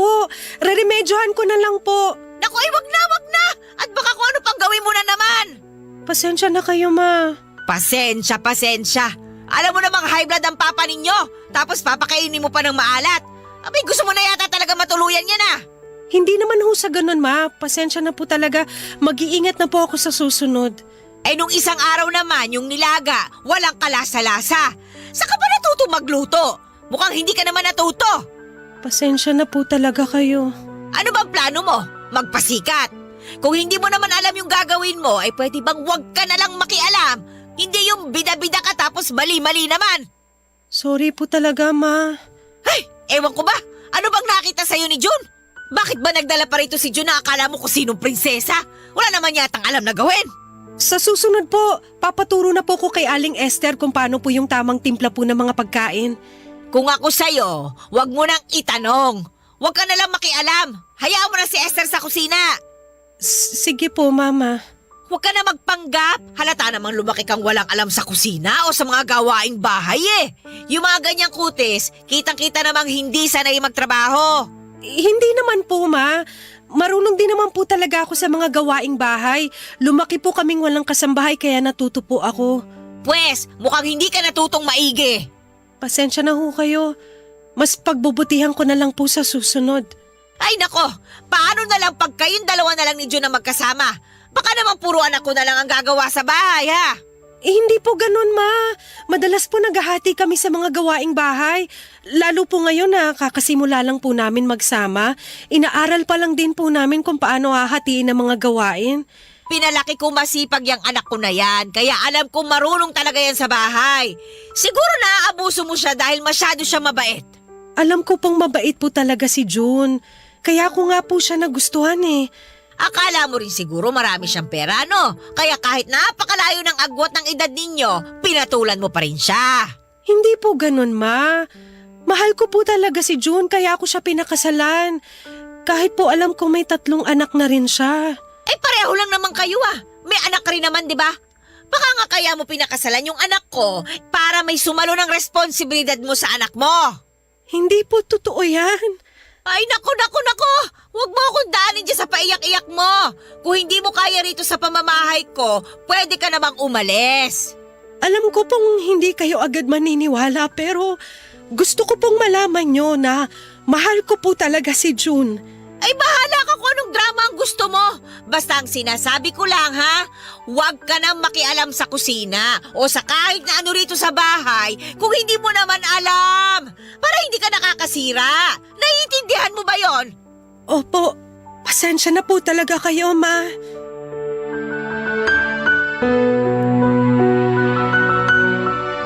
Sa buong buhay ko ay iyon ang unang pagkakataon na nakarinig ako ng ganon kasakit na salita, Papa Dudut. Hindi ko maipaliwanag ang sakit.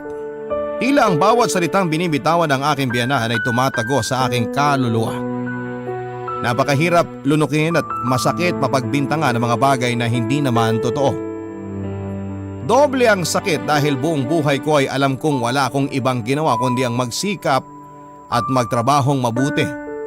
At kahit na itanong mo pa sa mga taong nakakakilala sa akin ay alam nila kung gaano ko pinaghihirapan ang lahat ng bagay na meron ako. Ni minsan ay hindi ako namuhay na parang isang prinsesa katulad ng binibintang sa akin ng aking biyanan. Gustong gusto na siyang sagot-sagutin at awayin din. Pero pinipigilan ko ang aking sarili, hindi ako nanlaban o sumagot ng pabalang dahil mataas ang respeto ko kay June. Kahit papaano ay nanay niya pa rin ngayon. Sa halip ay pumasok na lamang ako sa aming kwarto at umiyak ng umiyak, Papa Dudut. Doon ko nilabas ang lahat ng inis at galit na nararamdaman ko mula sa mga sinabi sa akin ni Mama. Mga bintang na lahat ay hindi totoo. Hindi ko rin alam kung bakit ayaw niya sa akin. Hindi ko alam kung dahil ba may kaputian ako o baka dahil sa aking pananamit. Desente naman ang mga suot ko, siguro isa niyang hindi niya lamang ako gusto, Papa Dudut. Ang mga kwento ng pag-ibig, kwento ng buhay at kwento ng pag-asa. Nasa Spotify na, Barangay Love Stories. Pakinggan kahit kailan, kahit saan.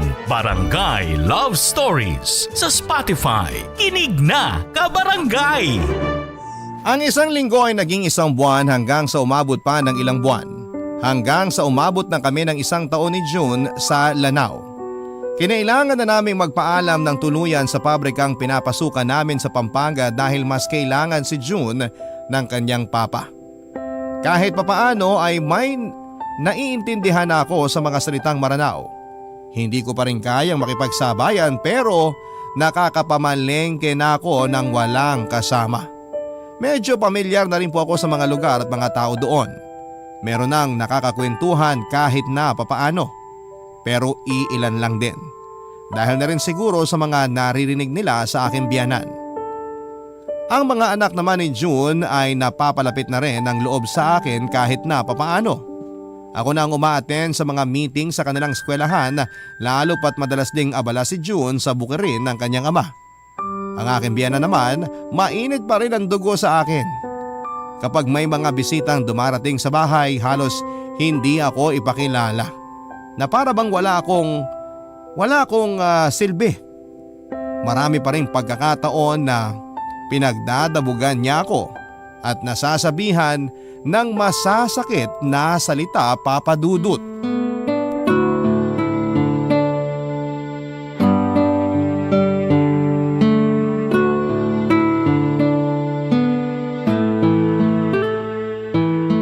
Kumusta ka naman ngayong araw dito sa bahay, mahal? Mabuti naman, mahal. Medyo na busy sa paglilinis kanina. Sinabi ko naman kasi sa'yo, hindi mo na kailangan magkikilos dito sa bahay. Lalo na't buntis ka na. Hayaan mo na si Aling Esther dito sa mga gawaing bahay. Ayos lang, mahal. Hindi pa naman ganun kalaki ang tiyan ko. 4 na buwan pa lang naman. Kayang-kaya ko pang magkikilos. Pero syempre, mas mabuting nag-iingat tayo, di ba? Maingat naman ako, mahal. Tsaka hindi naman talaga ako maselan magbuntis. Kamusta naman kayo ni Mama? Okay lang naman. Sigurado ka? Wala ka bang gustong sabihin? Wala naman, mahal. Mahal, bakit ganyan ka? Bakit, mahal? Ano bang… Naikwento na sa akin ni Aling Esther ang nangyari. Nasigawan ka na naman daw ni Mama kanina. Si Aling Esther talaga, oh. Mahal naman. Bakit naman hindi ka nagsasabi sa akin ng mga ganito nangyayari? Mahal, okay lang naman ako. Alam mo naman si Mama, nagkakaedad na rin kaya nagiging masungit talaga. Hindi, mahal. Minsan sobra na rin si Mama. Bakit ba hindi mo sinasabi sa akin? Kaya Aling Esther ko pa nalalaman. Normal naman yun, mahal. Hindi naman talaga ako agad-agad matatanggap ng mama mo.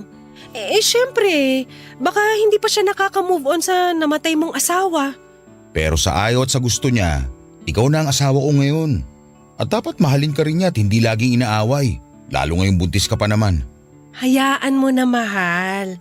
Kaya ko pa namang tiisin eh. Hindi. Kakausapin ko si Mama. Wag na, mahal. Hindi na kailangan. Hindi. Sumusobra na rin siya eh. Kita mo na? Kaya ayoko magsabi sa'yo eh kasi alam kong ganyan na magiging reaksyon mo. Dahil kung ayaw mo magsalita, ako na lang ang magsasabi para sa'yo. Mahal, hayaan mo na ako. Mas ayoko naman na mag-away pa kayong mag-ina dahil sa akin. Mas hindi naman yun maganda sa pakiramdam ko. Bakit ba ang bait-bait mo? Kahit minsan lumabang ka rin, mahal. Kung masagot mo man si mama, hindi ako magagalit. Alam ko naman na matagal ka na rin nagtitiis. Kaya nga ako nagtitiis kasi mahal kita. At mataas ang respeto ko sa'yo. Kahit mahirap, nire-respeto ko rin ang nanay mo. Hindi ko alam kung anong nagawa ko para makapangasawa ako ng ganyang kabait. Sana mamana yan ang magiging anak natin. Ikaw talaga? Nambobola ka pa? Mahal, kung gusto mo, bumalik na tayo sa Pampanga. Pero di ba kailangan ka pa rito ni Papa? Kaya ko naman tulungan si Papa kahit nasa Pampanga na tayo eh. Pero alam kong mahihirapan kapag ganun. Hindi, kahit papano naman medyo naayos ko na mga dapat ayusin dito. Pero 'di ba, mas maganda pa rin kung nandito ka para mas mamomonitor mo kalagayan ni Papa at yung sitwasyon talaga ng bukid. Sabagay, pero kasi ikaw naman ang nahihirapan. Mahal naman eh. Babalik na naman ba tayo dyan? Alam ko naman na sobrang mabait ka. Pero ang gusto ko rin naman na maging panatag ang kalooban mo. Huwag mo na ako masyadong alalahanin. Okay lang talaga ako, mahal. Masaya na ako nakasama kita rito. O sige, basta ganitong usapan natin ha. Kapag hindi mo na kaya, magsabi ka lang sa akin at aalis kagad tayo rito. Babalik na tayo ng Pampanga. Sige, sabi mo yan ha. Ako talaga magsasabi kung kailan? Oo, basta sabihin mo lang. At mangako kang hindi ka na maglilihim sa akin. Sige na nga, pangako. Napakakulit mo talaga. Siyempre naman, natutunan ko yung hatayan sa'yo eh. Maging matigas ang ulo. Hanggat maaari talaga ay hindi ako nagsusumbong kay June. Hanggat kaya kong tiisin ay tinitiis ko. Nakita ko na dati nang sitahin ni June ang mama niya dahil sa trato nito sa akin. Ilang araw din silang hindi nag-usap at ayoko nang mangyari muli yon, Papa Dudut. Pakiramdam ko kasi ay lalo lang naiisip ng mama niya na ako ang kontrabida sa kanila. Na kaya sila nag-aaway na mag-ina ay dahil sa akin. Kaya naman pinili ko na lamang na manahimik. Pero kahit na hindi pala ako magsumbong ay madalas ding nagkukwento si Aling Esther kay June. Sa totoo lang, si Aling Esther lang ang parang kakampi ko sa bahay. Lalo na noong buntis ako.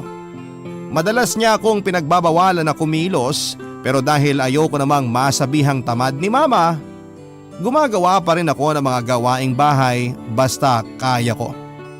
May pag-aalala man ay masaya ako sa naging usapan namin ni June. Sobrang naramdaman ko ang pag-aalaga niya at pagmamahal sa akin. Sa amin ang magiging anak niya. Kahit sa unang anak ko pa lamang, pinaramdam na niya na parang siya ang tunay na ama nito. Kaya naman lalo pang tumaas ang respeto ko sa kanya. Lalo ko ring naisip na kakayanin ko pang magtiis hanggat kasama ko si June. Kahit na gustong gusto ko nang umalis, alam ko namang hindi ko mayaalis sa kanya ang mag-alala sa kanyang papa. Lalo dat hindi rin ito masyadong nakakakilos dahil sa stroke. Kaya pansamantala, siya muna ang namamahala sa kanilang mga pananim sa bukid. Kaya naman kahit na patuloy ang masamang trato sa akin ng aking biyanang babae, patuloy din akong gumagawa ng paraan para magustuhan niya.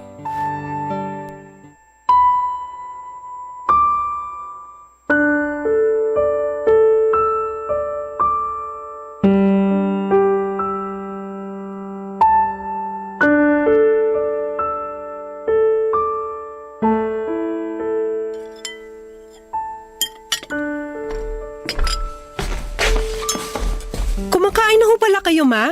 Ay oo, pero mukhang nawalan na ako ng gana. Kumusta po yung lasa ng afritada? Oh, ikaw na naman ba ang nagluto nito? Opo, ma.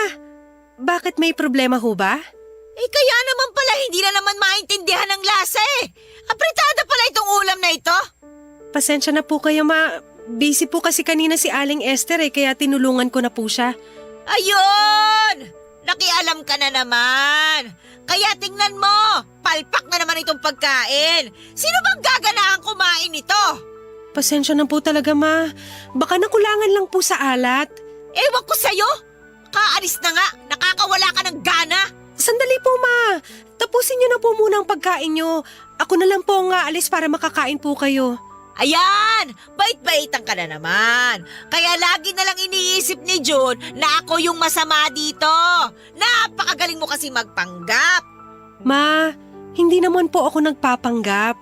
Tsaka wala naman po akong sinasabi kay Kung June na... ano pang sinasabi mo dyan, hindi mo na lang ilabas yung tunay mong kulay. Hay! Nasuya na ako. Makaalis na nga. Ma, bakit po napakainit ng dugo niyo sa akin? Ayan, sige. Magdrama ka na naman dyan. Nang malaman na naman ito ni June at sumama na naman ang loob sa akin. Hindi ko lang po maintindihan kung ano po bang nagawa ko sa inyo. Mula po nung dumating ako rito, mainit na ang dugo niyo sa akin. Lahat na lang ng ginagawa ko mali. Ang gusto ko lang naman po maging isang mabuting manugang sa inyo. Gusto mong tanggapin kita? Samantalang hindi naman kita kilala. Bigla na lang umuwi si June dito kasama ka. Hindi ko nga alam kung saan ka tinubuan ng tenga. Kaya nga po sinusubukan kong magpakilala at kilalanin po kayo pero ayaw niyo naman po akong bigyan ng pagkakataon. Kung nauto mo yung anak ko, pues ako hindi mo mauuto. Hindi ako naniniwalang mahal mo yung anak ko, kaya mo siya pinakasalan. Ang layo ng agwat ng edad ninyo. Sigurado akong marami ka nakilala na mas bata o siguro kaedad mo. Pero bakit si June, ha? Bakit nga ba? Kailan niyo ho ba paniniwalaan na nagmamahalan talaga kami? Alam ko ang hilat siya ng bituka ng mga babaeng katulad mo. Hindi mo mahal ang anak ko. Mahal mo lang kung ano man yung mga pwede mong makuha sa kanya. Sinigurado mo pa na magkakaanak kayo. Saan ho ba nanggagaling yung mga sinasabi niyo na yan? Huwag mo nang ikaila. Alam kong pineperahan mo lang ang anak ko. Siguro nalaman mo may mga lupain kami kaya ka nagpakasal sa kanya, no? Una po sa lahat, sa pabrika po kami nagkakilala ni June. Ang alam ko lang ho ay byudo siya at may 3 anak. Kita mo na? Kahit nalaman mo na may 3 anak na siya, pumatol ka pa rin. Abay, kung matino kang babae, hindi mo gagawin yon. Ang ibig niyo po bang sabihin, hindi po deserve ni June na magmahal ulit at mahalin dahil lang meron na siyang 3 anak at may edad na siya? Hindi ako naniniwala wala ka ibang motibo. Alam niyo ho ba, nalaman ko lang naman na may mga lupain po kayo nung umuwi kami rito. Wala ho akong alam sa kung ano mang meron ng pamilya niyo. Sumama lang po ako rito dahil gusto ko ring makilala ang pamilya ni June. At ayoko pong magkahiwalay kami lalo na't kasal na kami. Nakasisiguro rin ako na mas hindi mo na pakakawala ng anak ko ngayong alam mo na kung anong meron siya. Hindi po totoo yan. Minahal ko pong anak niyo dahil po sa kabaitan at pagmamahal na ipinaramdam niya sa akin. Kahit ilang ulit ko siyang tinanggihan noon, hindi po siya sumuko. Ay basta! Kahit ano pang sabihin mo, hindi mo mabibilog ang ulo ko! Ma, ano ba ang dapat kong gawin para paniwalaan niyo ko? Para matanggap niyo ko? Lahat naman po sinusubukan kong gawin eh. Alam kong pakitang tao mo lang lahat yan! Gusto ko lang din pong malaman niyo, hindi ko po ugaling mang-angkin ng hindi sa akin. Buong buhay ko mula pagkabata ko, lahat po ng gusto ko, pinaghihirapan ko. Hindi po ako namuhay na prinsesa tulad po ng lagi niyong sinasabi. Sinabi mo rin ba yung mga yan sa dati mong biyenan? Ma, wala na ako magagawa kung talagang sarado na ang isipan mo sa pagkatao ko. Gusto ko lang naman po talaga sana na bigyan niyo ako ng pagkakataon na kilalanin kayo at kilalanin niyo rin po ako. Pero kung ayaw niyo po talaga, wala na ako magagawa pa. Ah, anong gagawin mo? Magsusumbong ka ulit kay June para tuluyan ang lumayo sa akin ang anak ko? Yun na lang din po sanang ipapakiusap ko sa inyo. Handa po akong tiisin ang trato niyo sa akin pero pwede po bang magdahan-dahan lang po kayo kapag nandyan si June? Atribida ka talaga, no? Pakiusap po, Ma. Ayoko rin naman pong nakikita kayong nag-aaway. Kaya please lang po, kapag nandyan si June, kahit panggap lang po, ipakita naman po natin na okay tayo para hindi na po madagdagan ang iniisip niya. Ah, ganon. Sinasabi mo bang ako nagbibigay ng konsumisyon sa anak ko? Hindi naman po sa ganun. Ang sa akin lang ho, sana hindi na tayo dumagdag pa sa mga problemang iniisip ni June. Ay, bahala ka sa buhay mo!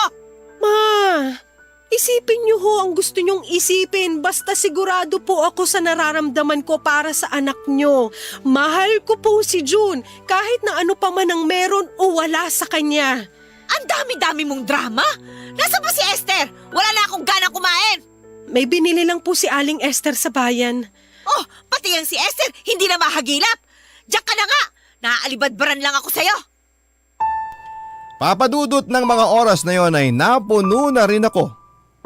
Hindi ko na rin napigilang sabihin kay mama ang mga nasa isipan ko at damdamin ko.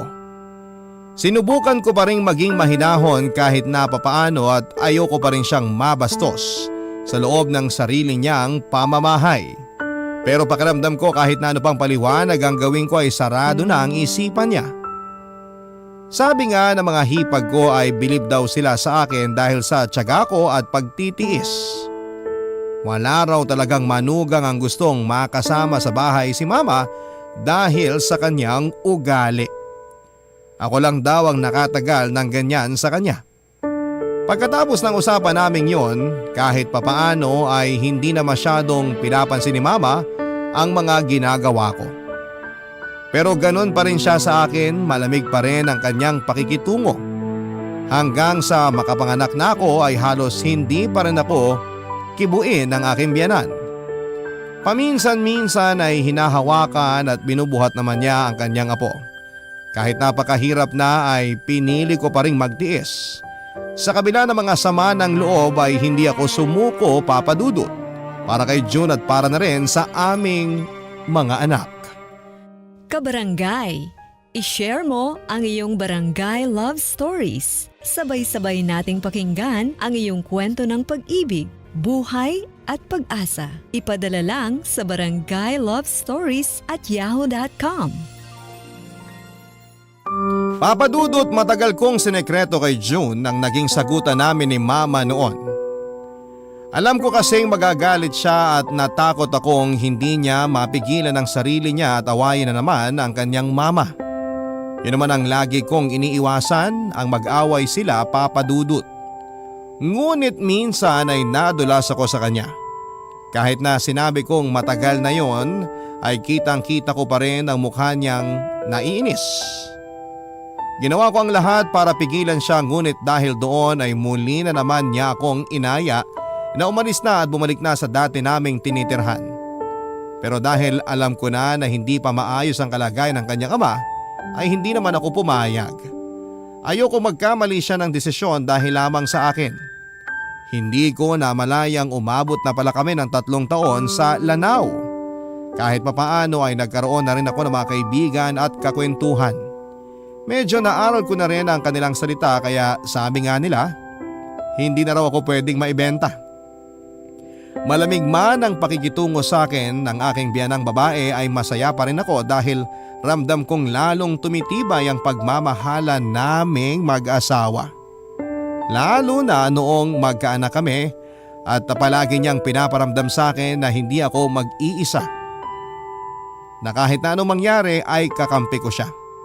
Nabawasan na rin naman ang sungit sa akin ni mama, lalo na noong lumalaki na ang kanyang apo.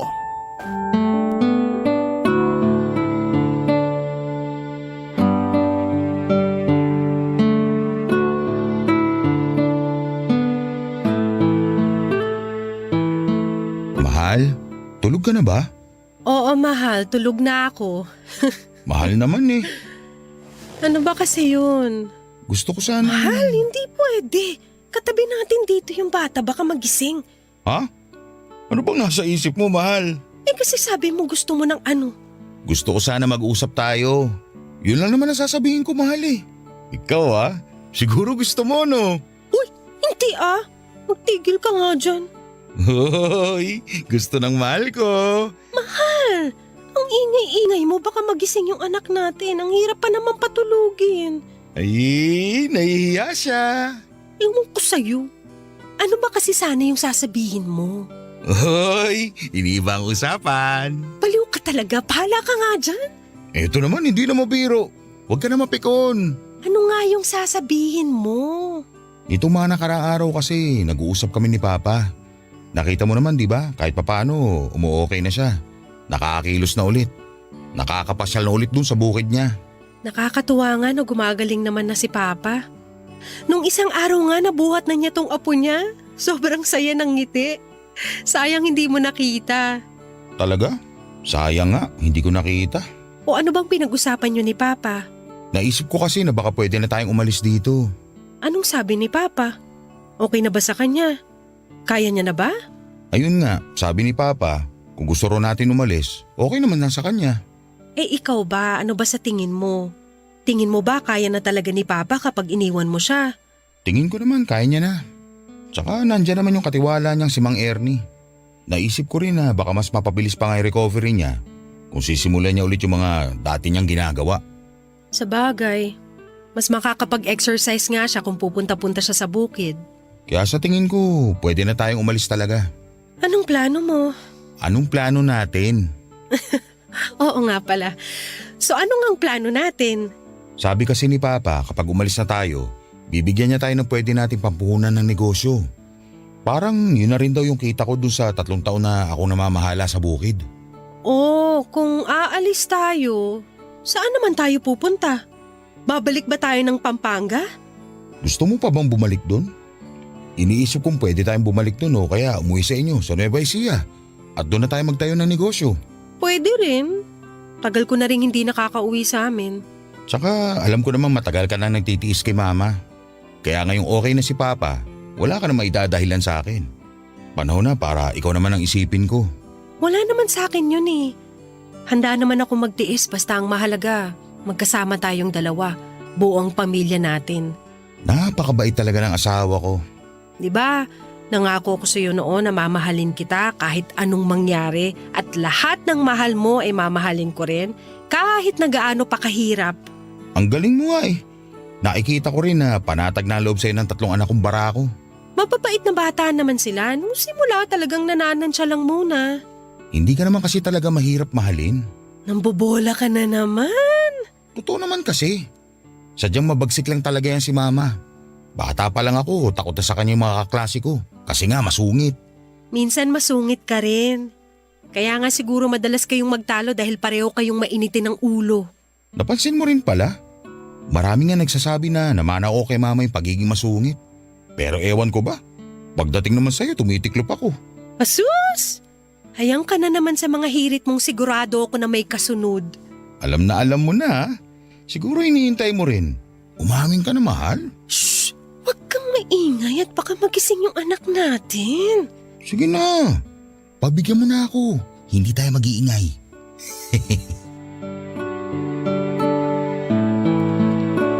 Nag-decide kami ni June na umalis na. Hindi na kami babalik ng Pampanga. Napag-usapan namin na sa amin sa Nueva Ecija na lamang umuwi at doon din subukang magnegosyo. Dahil may alam naman siya sa bukid ay naisip namin na okay din na mag-invest ng mga bukirin doon. Hindi rin naman kami kaagad na umalis, mga 1 buwan bago kami tuluyang nagpaalam sa mga kilala namin doon. Ang 3 anak ni June ay nagdesisyon na huwag nang sumama sa amin at may iwan na lamang sa kanilang lola. Marami na raw kasi silang kakilala doon at mahirap nang magsimula muli sa bagong eskwelahan. Nangako kami na pipilitin naming makauwi-uwi doon para dalawin sila. Papa Dudut. Napansin ko na simula noong nagpaalam kami na aalis na kami ni June ay wala nang masyadong imik ang biyanang kong babae. Hindi na niya masyadong pinupuna ang mga kilos ko, ganon din ang mga luto ko. Naisip ko lang na siguro ay masaya na siya dahil sa wakas ay aalis na ako. Pero kahit papaano ay may lungkot din siguro dahil aalis naman ang isa niyang anak. Kahit na madalas silang magtalo ni June ay hindi naman maikakaila na si June ang pinakamalapit na anak sa kanya. Kaya gano'n na rin lamang ang protekta nito kay June, Papa Dudut.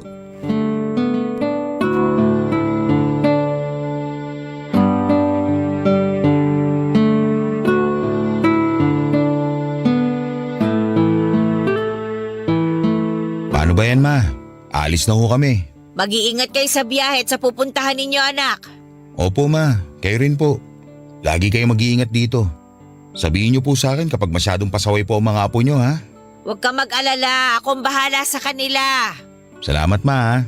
Ma, aalis na ho kami. Oy Rhea, bago kayo umalis, may sasabihin sana ako. Nagmamadali na ba kayo? Hindi naman ho, Ma. Ano po ba yon?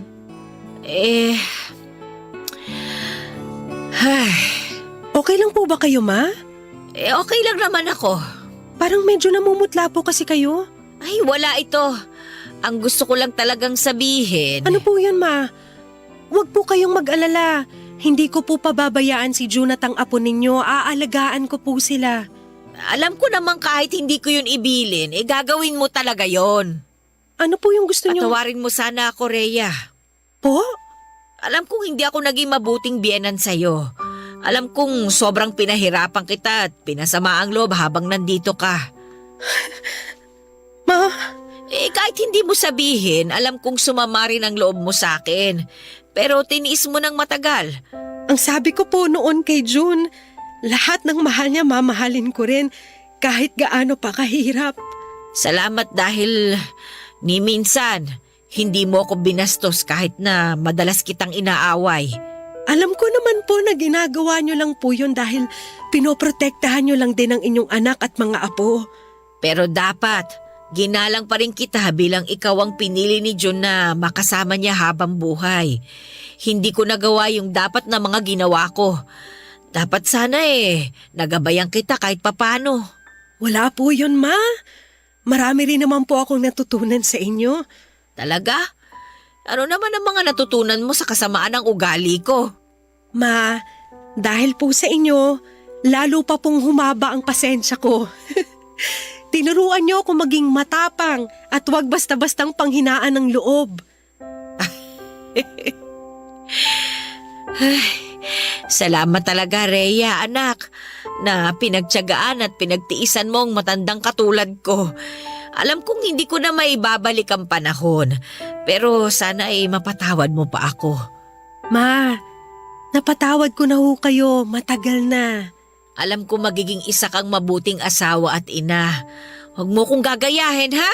Ma naman, gagayahin ko po yung pagiging protective nyo, pero hindi po yung ganong kahigpit o kasungit.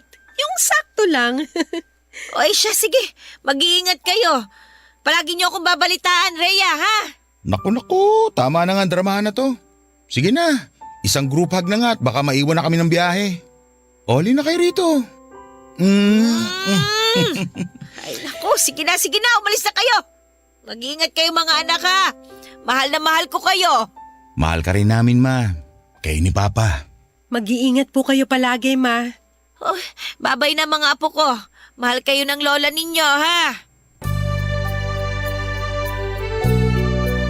Simula nang makaalis kami ng Lanao at makauwi ng Nueva Ecija ay naging madalas ang pangungumusta ni Mama sa amin. Madalas siyang tumawag lalo na nang matutunan niya ang video call. Kahit nga malayo ay napapadalas din ang pagpapadala niya sa akin ng kung ano-ano. Nang humingi ng tawad si Mama sa naging trato niya sa akin noon ay para akong nabunutan ng malaking tinik sa dibdib. Yun naman siguro ang pangarap ng bawat manugang ang makasundo ang kanilang mga biyanan. Sabi nga nila sa pag-asawa ay hindi lang isang tao ang talagang pakakasalan. Siguro isa lang ang makakasama mo pero hindi mo maiiwasan na marami kang kinakailangang pakisamahan.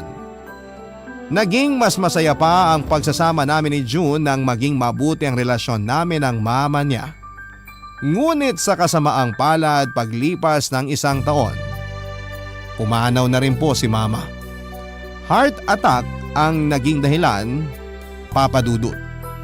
Hindi na siya na-revive ng mga doktor. Kaya umuwi rin kami sa Lanao ng panahon na yon. Talagang kapag oras mo na ay oras mo na. Masaya na lamang ako na bago nawala sa mundong ito si Mama ay naging maayos ang aming relasyon. Doon ko rin po napatunayan, Papa Dudut, na hindi ba ganon kadali ang mga pagtsatsaga at pagtitiis natin ay talagang nagkakaroon din ng bunga. Maraming salamat po sa pagbasa ng aking liham at sana ay may natutunan din po kayo sa aking buhay. Ang inyong kabarangay forever, Rhea. Barangay Love Stories.